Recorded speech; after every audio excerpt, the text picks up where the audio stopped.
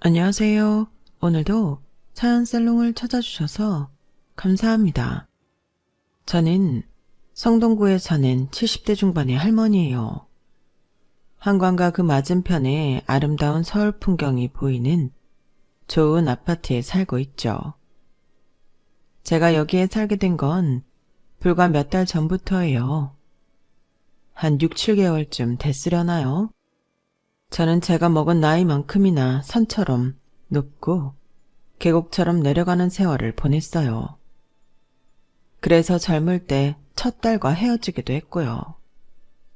다 늙어서는 아들놈한테 배신도 당했네요. 지금은 제가 헤어졌던 딸의 양엄마와 함께 살고 있어요. 어떻게 이렇게 됐는지 지금부터 차분히 이야기해 볼게요. 저는 저 아래 남쪽 지방에서 어린 시절을 보냈어요. 저희 집은 벼농사 밭농사를 많이 했고 동네에서 나름 잘 산다는 소리를 들었죠. 옛날에 우리 같은 시골에서는 아무리 돈이 있어도 딸들은 공부를 많이 안 시켰거든요. 저희도 그랬어요. 저도 아빠가 학교 빠지고 밭일 도우라고 하면 꼼짝없이 그래야 했고요. 저는 원래 부모님하고 일하는 걸 좋아했기 때문에 불만은 없었어요. 꼭 공부를 해서 고등학교에 가고 대학을 가고 뭔가 되어야 한다는 마음이 없었기 때문인지 제 생활을 당연하게 받아들였고 재미있었어요. 먹고 살 걱정도 없었고 앞날에 대한 불안도 없었네요. 하지만 갑자기 엄마가 쓰러지시면서 저희 집 분위기는 확 바뀌었어요. 제가 막 고등학교를 졸업하고 얼마 안 되었을 때였거든요. 저는 대학에 갈 생각은 없었지만 당시에는 회사 격리가 될 수 있는 학원이 있어서 도시로 나가 그런 데에 들어가 볼까 싶었는데요. 저희 동네에서 같이 뛰놀고 자란 언니 한 명이 도시로 나가 몇 년 있더니 무슨 회사 격리가 됐다며 돌아왔는데 어찌나 세련되고 예뻐졌는지 너무 부럽더라고요. 그래서 나도 격리학원 보내달라고 아버지한테 조르고 있었을 때였어요. 하지만 엄마가 중병으로 쓰러지시면서 저는 엄마 옆에서 병수발을 들어야 했어요. 위로 3명의 오빠가 전부 도시로 나가서 살고 있었고 저와 여동생만 있었는데 여동생은 저랑 7살 차이가 나서 많이 어렸거든요. 제가 집안일도 하고 엄마 병간호도 했죠. 그걸 당연하게 생각했고요. 아버지는 엄마가 아프니 많이 속상해하시고 충격도 받으셨던 것 같아요. 어떻게든 엄마를 고쳐보려고 큰오빠가 있는 서울의 대학병원까지 가서 입원도 했지만 손 쓸 수가 없다는 말만 들었어요. 그래도 엄마는 제 옆에서 5년을 더 계시다가 하늘나라로 떠나셨어요. 엄마는 기운이 좀 있는 날에는 제 손을 꼭 붙잡고 이런 말씀을 하셨어요. 우리 경옥이 격리학원 갔어야 되는데 좋은 사람 만나 결혼해야 되는데 엄마 때문에 이러고 있어서 어쩌노. 에이, 왜 그래 갑자기. 그깟 격리학원이 뭐라고. 그때 잠깐 바람 불었던 거라 지금은 아무 생각 없어. 별로 가고 싶은 생각도 없고. 결혼은 엄마 다 낫고 건강해지고 하면 되지. 그러니까 얼른 기운 차리고 일어나. 아휴, 우리 착한 딸. 우리 경욱이 없었으면 엄마 어쩔 뻔했을꼬. 엄마는 눈가가 촉촉하게 젖어서 제 머리를 쓰다듬어 주셨어요. 아픈 엄마였지만 저는 그럴 때마다 마음이 안심이 되는 기분이 들었어요. 엄마가 보호해주고 있는 것 같은 편안한 말이에요. 그래서 2달 후 엄마가 돌아가셨을 때 얼마나 목 놓아 울었는지 몰라요. 아빠도 오빠들도 여동생들도 다 슬플 텐데 저를 달래고 위로하느라 바빴죠. 그때는 엄마 병명을 잘 몰랐는데 지금 생각해보니 암이었던 것 같아요. 지금처럼 의술이 발달했으면 더 오래 사셨을지도 모르는데 그런 생각을 하며 한도 끝도 없이 후회스럽고 시대 탓을 하게 되네요. 엄마가 돌아가시고 나니 저는 어느덧 26을 바라보고 있었어요. 아버지도 그제야 저 결혼 못 시켰다고 걱정이 대단하셨어요. 아이고, 내가 생각이 모자라 우리 경옥이 짝도 못 찾고 나이만 이렇게 먹었네. 내 진작에 마누라 말 듣고 경옥이 짝 물색할 걸. 미안하다 경옥아. 아버지가 눈앞의 것만 생각하느라 시간 가는 줄 몰랐다. 뭘요? 저도 결혼 생각 없었어요. 집신도 짝이 있다고 때 되면 다 하지 않겠어요? 야, 그런 말 마라. 네가 왜 집신이냐? 예쁜 꽃신이지. 오색수 놓은 예쁜 꽃신이 그런 말하는 거 아니다. 아무튼 지금이라도 애비가 선짜리 알아보마. 그때 제 나이는 꽉 찼다고 시집 안 가냐는 독촉을 많이 들었어요. 30쯤 결혼하는 여자들도 있었지만 그렇게 많지 않았고 대부분 20 초반이나 25살까지는 다 결혼하는 분위기였거든요. 하지만 저는 개의치 않았어요. 그러다가 둘째 오빠가 어떻게 연결해서 한 사람을 만나게 됐어요. 실은 저도 안면이 있는 사람이었는데 그게 엄마가 다니던 읍내에 있는 병원 접수대에서 일하는 남자였어요. 저한테 상냥하게 잘해줘서 인상이 남았는데 나중에 알고 보니 남자 쪽에서 저를 소개해달라고 했다더라고요. 그게 둘째 오빠 귀에 들어갔고 다시 아버지한테 연락이 온 거였죠. 나이는 저보다 3살 위였고 친절하고 좋은 사람처럼 보였어요. 넉넉한 집안은 아니었지만 양쪽 집안이 다 두 사람 얼른 결혼시켜야 한다는 생각에 어떻게 얼렁뚱땅 결혼을 하게 됐어요. 남편은 병원에서 볼 때에도 결혼할 때에도 좋은 사람이었어서 저는 그걸로 만족했네요. 하지만 친정아버지가 돌아가신 후부터 변하기 시작했어요. 병원 원무과로 승진해 일하는 걸로 만족하던 사람이 무슨 개발 사업을 한다며 돈 타령을 했는데요. 그게 제가 친정에서 받은 유산을 내놓으라는 소리였어요. 결혼하고 1년이 좀 지났을 때였어요. 당시만 해도 지금보다 더 문서 조작이 쉽고 도장 같은 거 진위를 가리는 게 어려운 때였고 남편은 제 주민증과 땅 문서를 들고 나가서 지 멋대로 서류를 조작해 공동 명의인 양 꾸며서 제 도장과 남편 도장을 찍어서 팔아먹었어요. 화가 나서 뭐라고 해도 귓등으로 듣는 척도 안 했어요. 당시 제가 임신 한 7개월쯤이었는데 한마디로 아이까지 가진 여자는 자기가 무슨 일을 해도 아무것도 못할 거라는 자신감이 있었던 거죠. 그런 시대이기도 했고요.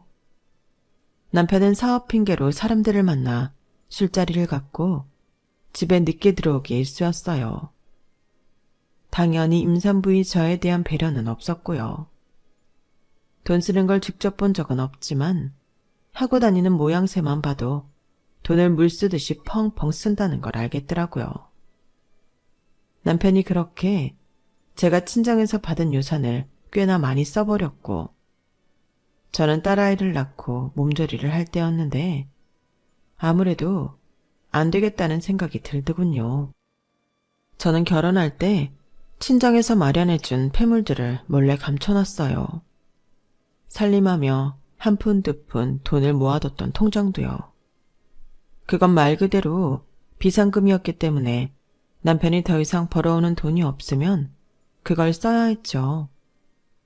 하지만 남편은 집안 사정은 아랑곳 없이 몸조리하는 저에게 돈을 내놓으라고 행패를 부렸어요. 돈이 없다고 하니 아주 당연하다는 듯 폐물을 달라고 하더군요. 그건 못 줘. 당신이 지금까지 친정에서 받은 유산 날린 게 얼마인데 내 폐물까지 내놓으라는 거야? 절대 안 돼. 나랑 내 새끼 먹고 살아야지. 야, 너 지금 하늘 같은 남편한테 그게 할 소리냐? 이게 진짜 보자보자 하니까. 남편의 행패는 날이 갈수록 심해졌지만 저는 꿋꿋하게 버텼어요. 그러다 한 번은 저희 친정 농사일을 해주시던 동네 아주머니들이 저를 보러 왔다가 남편이 돈을 내놓으라며 세간살이를 바닥에 내팽개치는 걸 보고 경악을 금치 못했어요. 저희 집안은 동네에서 평이 좋았고 다들 사이좋게 지냈기 때문에 아주머니들은 남편 보고 한마디씩 다 했죠. 어떻게 아이 막 낳은 부인한테 그럴 수 있냐고요. 세상에, 경옥이 엄마가 저 세상에서 까무러치겠어. 이게 웬일이야? 아니, 아무리 막대 먹었어도 이런 법이 어딨어?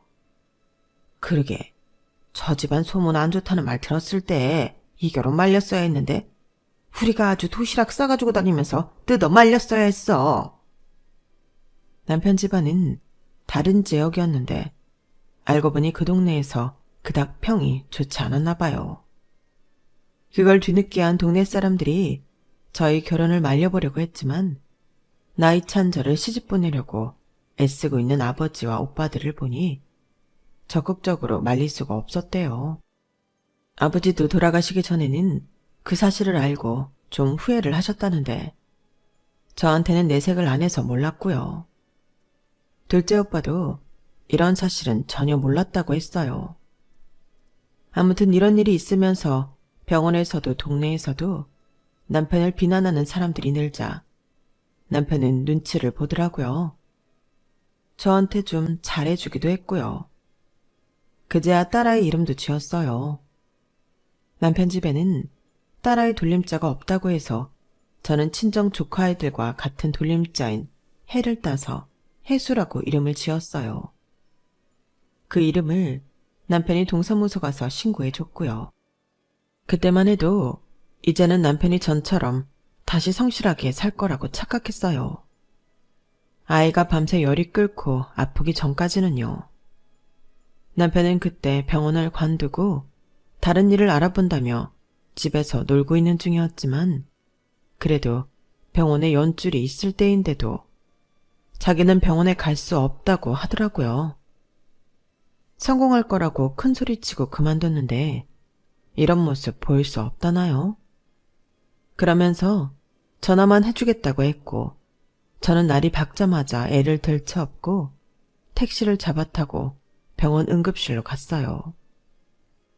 의사는 딸아이가 아기들이 걸리는 폐렴 증세라며 긴급처치에 들어갔어요. 입원실에서 조그만 아이가 링거를 맞으며 쌕쌕거리는 게 어찌나 마음이 아프던지 저는 계속 눈물바다였죠.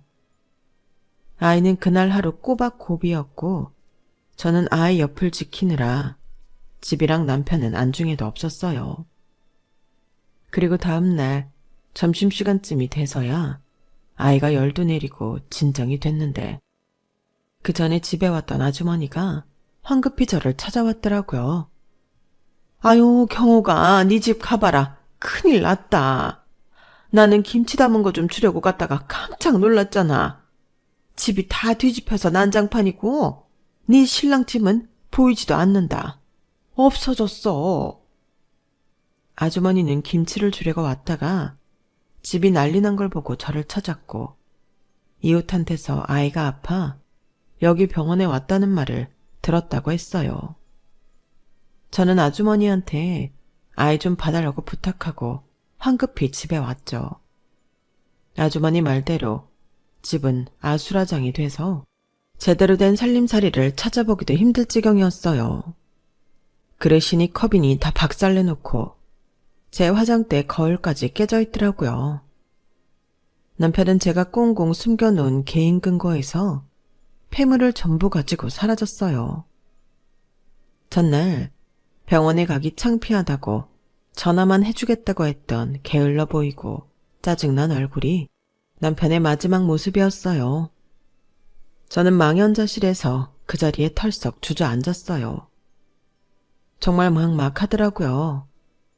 그래도 아이와 살아야 했기에 힘을 냈는데 딸이 퇴원한 후 알게 된 충격적인 사실이 있었어요.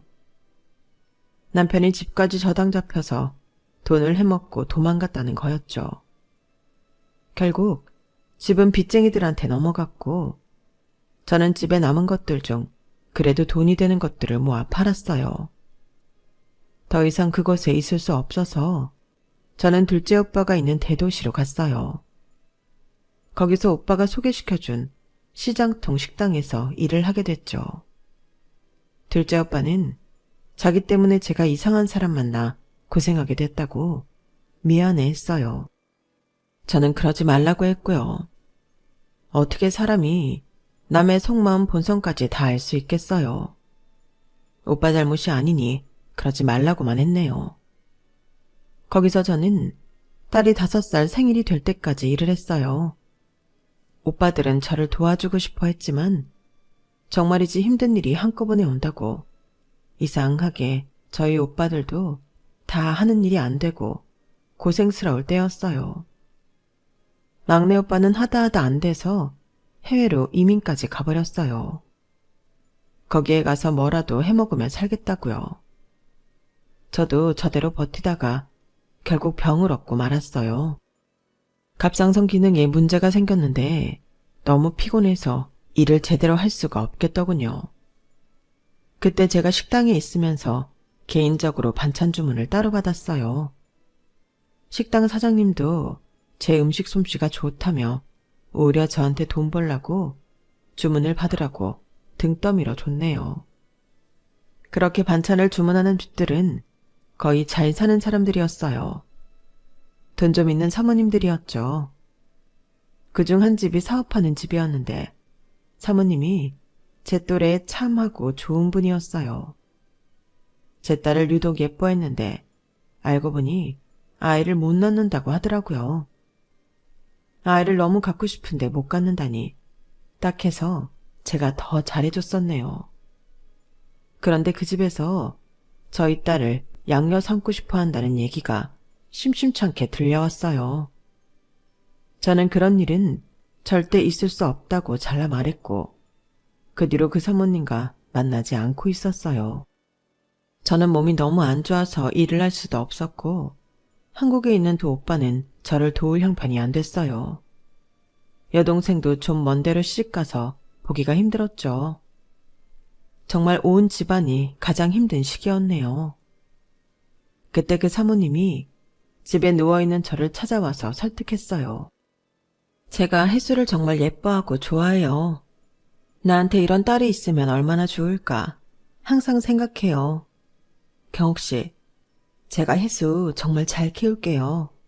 혜수가 좋은 옷 입고 하고 싶은 거 다 하면서 잘하는 게 좋지 않겠어요?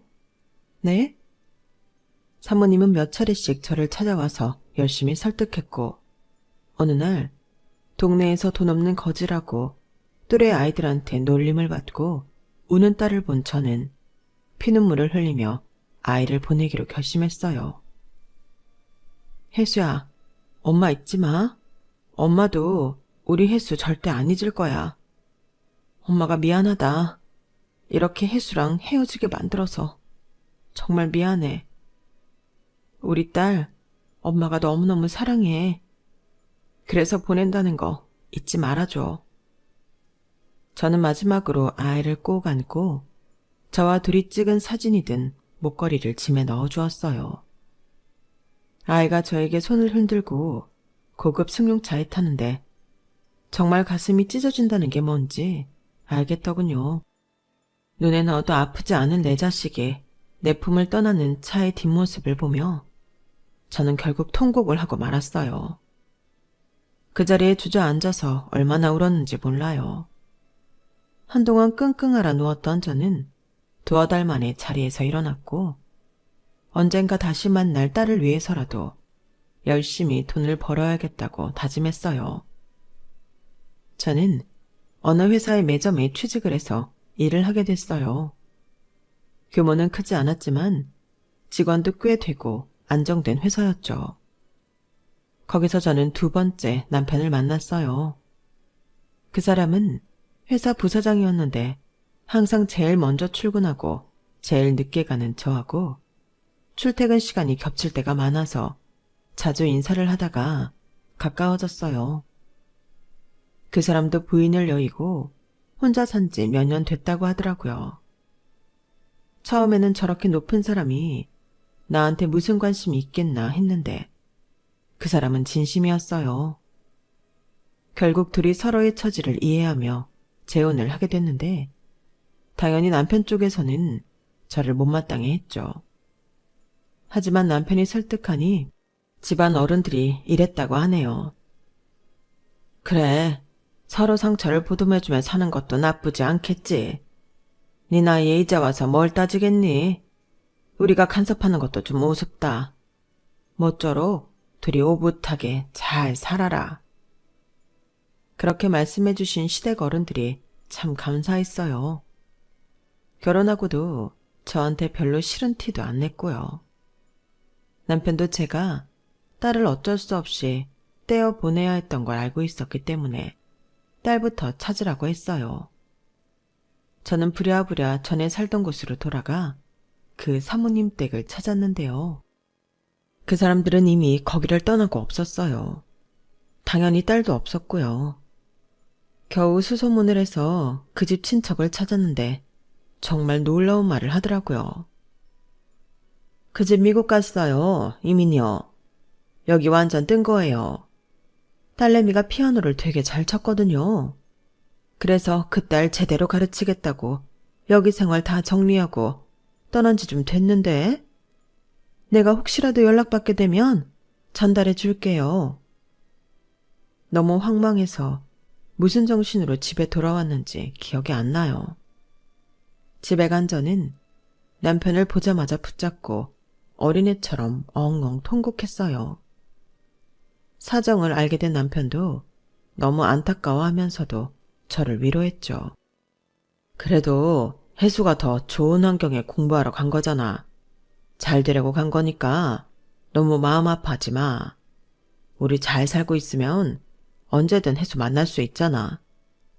그 친척분이 연락 오면 전해준댔잖아. 우리 희망을 갖고 살자고. 남편 말이 맞았어요. 아이는 더 좋은 데에서 잘 되려고 갔으니 제가 못 본다고? 아니, 만남이 늦어진다고 슬퍼만 할 일이 아니었죠. 저는 해줄 수 없었던 걸 그 집에서 해주고 있는데 감사해야 할 일이었죠. 저는 좋은 쪽으로 생각하며 매일 딸이 건강히 무사히 잘 지내기만을 빌었어요. 그러는 사이 저도 아이를 갖게 되었고 아들을 낳았네요. 30이 훌쩍 넘은 나이라 그때로 치면 노산에 속했지만 아이도 탈 없이 건강하게 태어났고 저도 특별히 나쁜 곳이 없었어요. 남편은 그때 친구네 의료기기 회사로 옮겨 이사로 있었는데요. 어찌나 좋아하는지 회사 직원 전부한테 아들 태어났다고 선물을 했어요. 남편과 전부인 사이에서 자식이 없어서인지 시댁 어른들이 굉장히 좋아했고 저한테도 선물을 많이 보내주셨어요. 첫 딸이 태어났을 때에는 친정 외에 축하 인사도 제대로 받지 못했어서 나한테 이런 일이 있을 수 있다는 게 얼떨떨하고 신기했어요. 한편으로는 이만큼 축하받지 못했던 딸 생각에 좀 울적해지기도 했고요. 아들을 키우면서 저는 더더욱 속으로 딸이 잘 지내기를 기도하게 됐어요. 딸의 소식은 계속 들을 수 없었는데 저희도 한번 이사를 하고 근 친척도 다른 지역으로 가버리면서 연결이 되지 않았거든요. 그저 어쩔 수 없이 모든 걸 하늘에 맡기는 심정으로 살았어요. 아들은 고등학교 때까지는 잘 자라줬어요. 하지만 대학에 들어가서부터 좀 이상한 친구들과 어울리는가 싶더니 학점도 안 따고 계속 학사 경고를 받더라고요. 남편과 제가 무슨 말을 해도 소용이 없었어요. 아, 진짜 내가 고등학교 때까지 꼭두각시처럼 하라는 대로 했으면 됐지. 뭘 더 바라는 거야. 이제 내 맘대로 살 거야. 나도 다 컸잖아. 성인이라고. 집안 백만 믿고 흥청망청 사는 친구들과 어울리던 아들은 결국 학교에서 퇴학당했고 어쩌다 구한 일자리도 잘리기 일쑤였어요. 결국은 남편 회사 공장에 부사장 직위를 주고 앉혀놨는데요. 거기서 아들은 기계 오작동 사고를 내고는 집에서 저와 남편의 통장에 돈을 훔쳐 어디론가 잠적해버렸어요. 찾으려고 해도 전혀 연락이 되질 않았죠. 남편은 그 일로 충격을 받아 건강이 악화됐고 1년도 되지 않아 은퇴해야 했어요. 남편은 자기가 너무 아들을 오냐오냐 해준 것 같다며 깊은 후회를 했네요. 늦게 얻은 외동아들이라서 남편뿐 아니고 온 집안 식구가 그의 말이라면 벌벌 떨었던 게 사실이에요. 그게 어디 당신 탓만이겠어. 나도 성태 때문에 해달라는 대로 다 해줬잖아. 너무 자책하면 몸에 더 안 좋아. 그러지 마. 남편은 그러고 2년을 더 살았는데 당시 신장이 너무 나빠져서 계속 투석을 해야 할 정도로 힘들었어요. 남편이 저 세상으로 가고 나서 더 기막힌 일이 벌어졌는데 그때 상당했다고 겨우 연락을 한 아들놈이 장례를 치르자마자 저한테 남은 아파트까지 팔아먹고 다시 사라진 거였어요.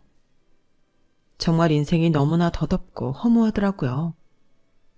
삶의 끝이 이런 건가 싶어 나쁜 생각도 해봤지만 그러면 먼저 간 남편 볼 면목이 없을 것 같아 이를 악물고 살아야 했죠. 저는 여동생 가족의 도움으로 경기도권의 방 하나짜리 작은 빌라에 들어갈 수 있었어요. 거기서 첫날 밤에 자려고 누웠는데 잠은 오지 않고 지나온 시간들만 떠오르더라고요. 전 남편의 재산을 다 털어먹고 어디론가 잠적해버리고 이제는 제 아들놈이 똑같은 짓을 했다는 게 무슨 영화 같기도 하고 꿈을 꾸는 게 아닌가 싶더군요. 그러면서 헤어진 딸이 더 보고 싶어졌어요. 어딘가에서 딸아이는 잘 살고 있을 거라는 희망 하나를 놓지 않으려고 애썼죠. 그 힘으로 저는 여동생이 운영하는 식당에 가서 카운터를 보게 됐어요. 여동생 남편이 하는 식당이었는데 제법 자리를 잘 잡았고 손님이 많아서 그 지역에서는 좀 유명했어요. 덕분에 제가 먹고 살 수 있어서 너무 감사했고요. 그러면서 저는 딸아이에 대해 알아보려 무진 애를 썼어요. 하지만 좀처럼 딸이 입양을 간 집안 식구들을 찾을 수가 없었고 시간만 더덥실렀어요. 3년 정도 지나니 이제는 다 포기해야 하나 싶은 생각이 들더라고요. 어느 날 아침 일어나서 거울을 보는데 거울 속에는 바짝 마르고 쭈글쭈글해진 늙은 여자가 있더군요. 저도 모르게 한숨이 나왔어요. 에휴, 그래, 다 포기하자. 어디선가 잘 살고 있겠지. 무소식이 희소식이라잖아. 성태도 어디선가 잘 살고 있을 거고 혜수는 정말 잘 됐을 거야. 이제 그만 다 놓아버리자, 경호가. 그렇게 마음을 다 놓고 한 일주일쯤 지났을 때였어요. 여느 때처럼 식당에 출근을 했는데 식장 앞에 웬 중년의 여자가 서성대고 있더라고요. 어딘가 모르게 세련되고 우아한 여자였어요. 아직 오픈 전인 식당을 자꾸 기웃거리길래 시작하기를 기다리나 싶어 다가갔죠. 아직 식당이 열려면 2시간은 있어야 돼요. 식사하려고요. 제 목소리의 여자는 놀란 눈으로 저를 돌아보더라고요. 그리고 빤히 저를 보는데 저도 어째 그 여자한테서 눈을 뗄 수 없더군요. 분명 모르는 사람인데 어딘가 익숙하고 정이 갔어요. 여자는 금세 눈에 눈물이 그렁그렁해지더라고요. 이경옥 씨 맞죠? 그렇죠. 옛날에 땡땡땡도 땡땡시에 살던. 맞죠? 저는 순간 다리에 힘이 풀리고 가슴이 뭔가 맞은 것처럼 덜컹거렸어요. 중년의 고상한 여자 얼굴 안에는 제가 매일 밤 그리워하던 5살 혜수의 모습이 있었어요. 너 혹시 설마? 제가 말을 잇지 못하고 있자 여자는 가방에서 목걸이 하나를 꺼냈어요. 저와 제 딸의 사진이 들어있는 목걸이였죠. 제가 입양 갈 때 줬던 거였어요. 사진 속의 저와 딸은 빛이 바래져 있었지만 어리고 어린 혜수와 젊은 시절의 제가 분명했어요. 엄마 나야. 혜수야 엄마. 딸의 목소리는 울음에 잠겨 겨우 새어나왔어요. 저는 덜덜 떨리는 손으로 딸의 손을 덥석 붙잡았어요. 혜수냐? 진짜 혜수야? 내 딸 맞아? 어머나 세상에. 감사합니다. 감사합니다. 저는 딸을 부둥켜 안고 엉엉 울며 감사하다는 말만 반복했어요. 딸 역시 눈물을 펑펑 쏟았고요. 잠시 후 식당에 나온 여동생 부부가 저희를 보고 놀라서 어쩔 줄 몰라 하더니 얼른 저희를 자기 집으로 데려갔어요.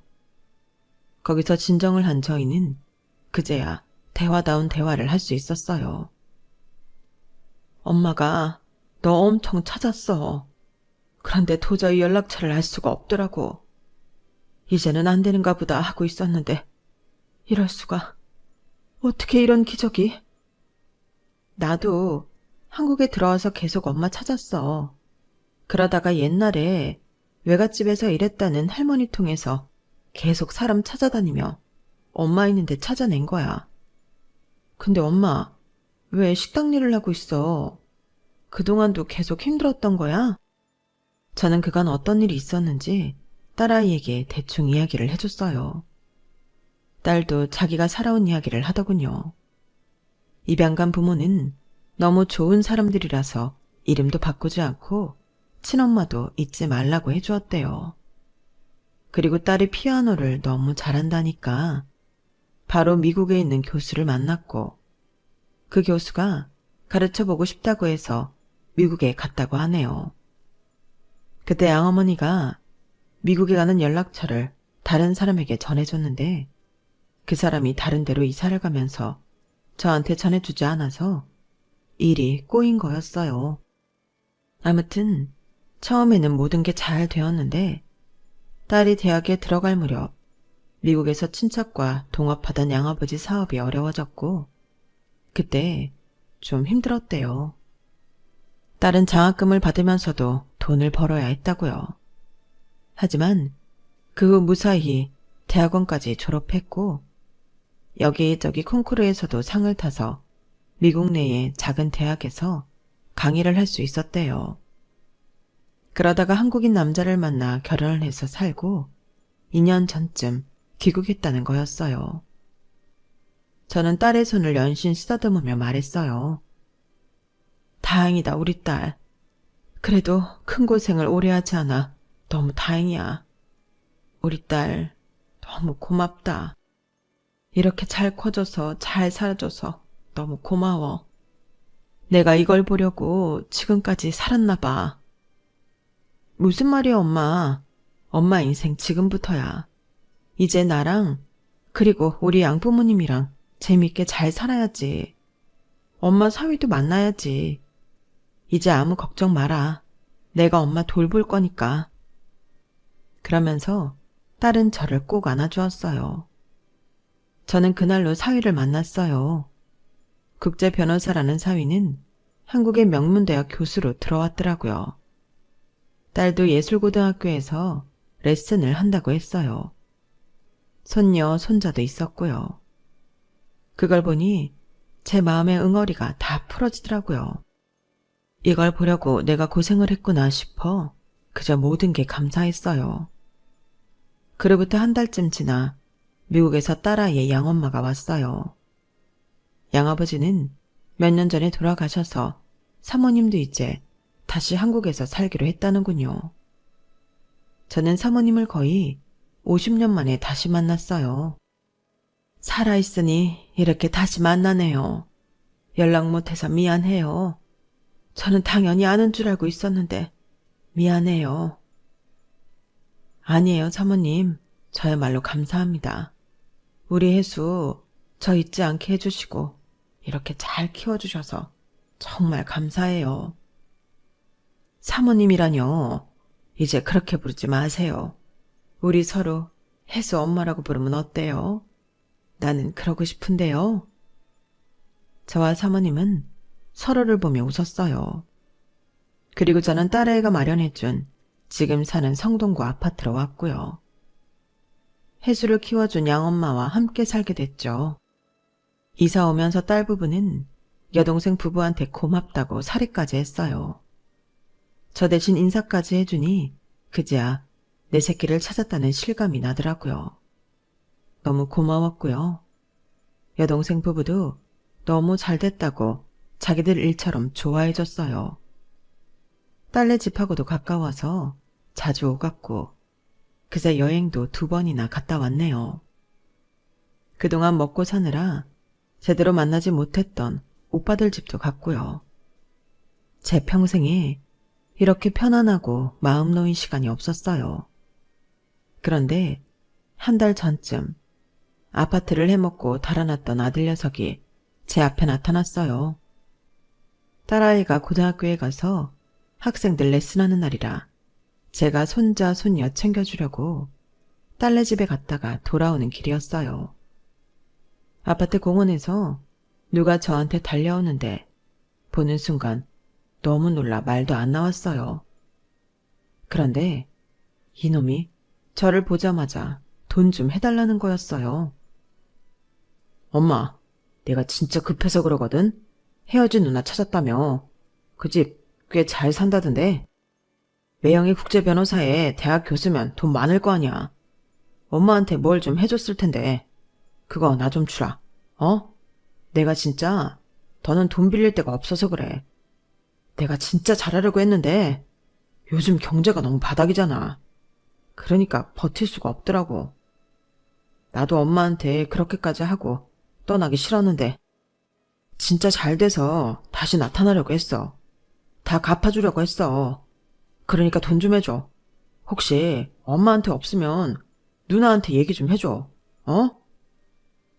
너 나를 나 몰라라고 아파트까지 팔아먹고 연락도 다 차단하고 찾지도 못하게 해놓고 내가 여기 있는 건 어떻게 한 거야? 그러니까 내가 대충 어떻게 사는지는 알고 있었던 거네. 내가 그 단칸방 낡은 빌라에 살 때는 한 번도 들여다보지도 않아 놓고 번듯한 대로 오니까 뭐? 이제 와서 돈을 해달라고? 누나? 누나 매형 소리가 잘도 나오는구나. 나 너 더 이상 내 자식이라고 생각 안 하기로 했어. 너 마음에서 놓은 지 오래됐다고. 그러니까 더 이상 찾아오지 마. 엄마 제발. 나도 그러려고 하던 게 아닌데 이 망할 놈의 여편네가 돈을 너무 펑펑 쓰는 바람에 다 사달이 난 거야. 엄마 한 번만 나 한 번만 봐주라. 네가 퍽도 네 마누라 때문에 이렇게 됐겠다. 내가 널 몰라? 나랑 네 아빠가 평생 제일 후회한 게 뭔지 알아? 네 하자는 대로 다 해준 거. 그렇게 너를 떠받들지만 않았어도 네가 이런 망나니는 되지 않았을 텐데. 아빠 너 때문에 돌아가신 거야. 너 때문에 자기가 잘못 키웠다고 후회하다가 병 생겼던 거라고. 그런 아빠 재산을 네가 다 털어먹었잖아. 그런데 감히 어디 이제 와서 얼굴을 띠밀어. 너 한 번만 더 내 앞에 나타나봐. 나 가만히 있지 않을 거야. 내가 경찰이라도 불러서 쫓아낼 테니까 그렇게 알아. 여기 경비 아저씨, 이 남자 좀 쫓아주세요. 여기 주민도 아닌데 와서 사람 괴롭히네요. 제가 불호령을 하자 아들은 별 수 없이 아파트 단지를 떠났어요.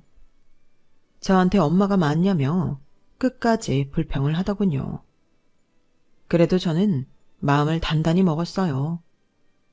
남편이 그렇게 간 것도 제가 그 고생을 한 것도 너무 뼈 아팠거든요. 그리고 이러지 않으면 아들은 평생 정신을 못 차릴 것 같았어요. 결국 아들은 이혼을 하고 지방 어디로 내려간다는 것 같았어요. 하지만 저는 그래도 아들한테 답을 하지 않았어요.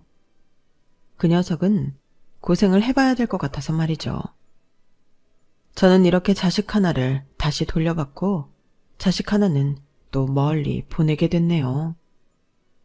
정말 인생은 무슨 일이 일어날지 알 수 없다는 생각이 드는 요즘이에요. 하지만 분명한 건 자식이라고 무조건 편들어주고 감싸는 게 능사는 아니라는 거예요. 딸아이는 양부모님이 사랑을 주면서도 엄격하게 키웠더라고요. 저와 남편은 그러지 못했거든요. 그게 너무 후회스러웠어요. 이제 와서 얼마나 바로잡힐지는 몰라도 지금이라도 아들이 바른 길을 갈 수 있기를 바라는 마음에서 냉정해지려고 해요. 저는 딸의 영엄마와 함께 손자 손녀 돌보며 말 그대로 오붓하게 지내고 있어요. 참 행복한 시간이 주어져서 감사할 뿐이에요. 제 이야기는 여기까지예요. 긴 사연 들어주신 분들 모두 감사드리고요. 다들 행복하세요. 여러분, 사연 댓글에 응원과 현명한 조언 부탁드려요. 좋아요와 구독은 저에게 큰 힘이 됩니다. 오늘도 좋은 일 가득하세요.